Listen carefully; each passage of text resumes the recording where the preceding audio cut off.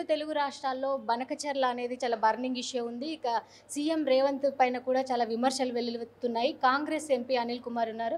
Sir చెప్పండి, నిజంగా బనకచెర్లకు అన్యాయం జరిగింది కాంగ్రెస్ వల్లే అని చెప్పేసి బీఆర్ఎస్ వాళ్ళు ఆరోపణలు చేస్తున్నారు. దీన్ని ఏమంటారు? బీఆర్ఎస్ పార్టీ వాళ్ళు ఏవైతే ఉన్నారో వాళ్ళు మాట్లాడే ముందు వాళ్ళు తెలంగాణకు చేసిన ద్రోహం గురించి వాళ్ళు ప్రజలకు చెప్పాల్సిన అవసరం ఉంది. ఎందుకంటే అందరికీ తెలిసిన విషయం ఏంటంటే ఈరోజు ఏదైతే వాటర్ ప్రాబ్లం ఉందో అది కేసీఆర్ క్రియేట్ చేసిన వల్లనే జరుగుతుంది.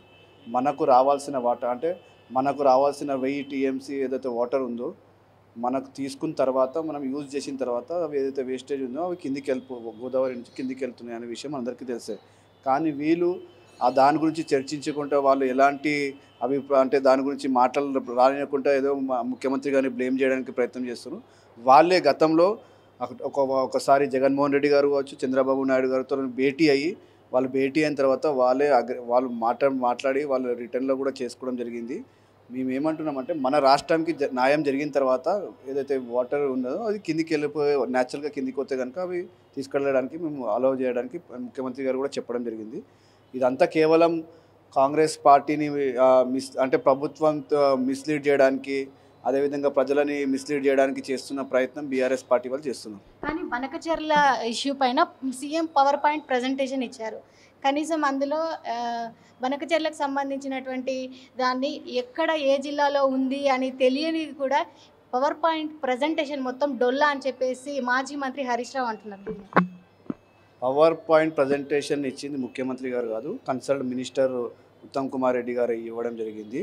దాంట్లో డీటెయిల్డ్గా అంటే గోదావరి వాటర్ అంటే ఏవైతే ఉన్నాయో దానికి సంబంధించిన డీటెయిల్గా ప్రాజెక్ట్ని కూడా చెప్పడం జరిగింది. మనకు ఎక్కడెక్కడ వాటర్ స్టోరేజ్ ఉంది, మనం ఎక్కడెక్కడ వాటర్ని ఆపుకుంటున్నాం దాని గురించి చెప్పడం జరిగింది. ప్లస్ హరీష్ రావు గతంలో ఇరిగేషన్ మినిస్టర్ ఉన్నప్పుడు వాళ్ళు ఏ విధంగా ఒప్పందం ఆంధ్ర రాష్ట్ర ఇరిగేషన్ మినిస్టర్తో కూర్చొని ఏ విధంగా ఒప్పందం చేసుకోరో అవన్నీ కూడా ముఖ్యమంత్రి గారు చెప్పారు. అంటే వాస్తవాలు చెప్పారు ముఖ్యమంత్రి గారు. ఈరోజు ఈ పరిస్థితి ఎందుకు వస్తుంది, ఎందుకు బంకరచెర్ల అది ప్రాజెక్ట్ ఎందుకు అక్కడ జరుగుతుందని విషయాలు చెప్పడం కారణం ఏంటిదంటే జరుగుతున్న వాస్తవాలు ముఖ్యమంత్రి గారు చెప్పడం జరిగింది. నిజంగా కూడా దీన్ని చూసినట్లయితే మన తెలంగాణ ప్రజలందరికీ కూడా అన్యాయం జరుగుతుంది. ఎందుకంటే మనకు రావాల్సిన వాటర్ తీసుకున్న తర్వాతనే మనము వాటర్ని కిందికి ఎలా చేస్తాం. కానీ ఇది చూస్తున్నాం బనకచెర్లకు సంబంధించినటువంటి విషయం పైన పూర్తి బాధ్యత కూడా, ఎందుకంటే గత 10 ఏళ్లుగా బీఆర్ఎస్ పరిపాలించింది. బీఆర్ఎస్ పాలనలోనే బనకచెర్లకు సంబంధించినటువంటి కృష్ణా గోదావరి జలాలకు సంబంధించినటువంటి నీటి విషయంలో కూడా తెలంగాణకు అన్యాయం జరిగింది. ఇప్పుడు కూడా తెలంగాణకు న్యాయం జరగాలని చెప్పేసి సీఎం రేవంత్ రెడ్డి కోరుతున్నారన్నారు Congress MP Anil Kumar Yadav. Video journalist రంజిత్తో రాణి, గాంధీ భవన్.